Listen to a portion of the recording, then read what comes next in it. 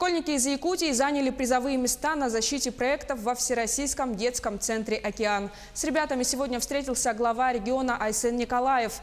Ребята разработали проекты, направленные на развитие грамотной речи через театральную деятельность, внедрение инновационного строительства, а также на создание туристической базы в Алданском районе республики. Глава положительно оценил работу школьников и порекомендовал Министерству предпринимательства в рамках развития туристической отрасли республики обратить внимание на проект по созданию туристической базы в Алданском районе.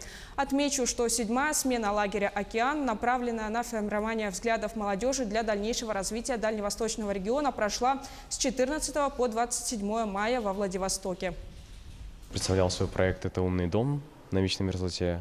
Идея данного проекта заключается в том, что в условиях вечной мерзлоты необходим дешевый, но прочный фундамент. И в качестве фундамента была выбрана одна свая. Свая данная, она является универсальным фундаментом, можно сказать. Она может вбуриваться в любую поверхность земли и там стоять крепко-накрепко.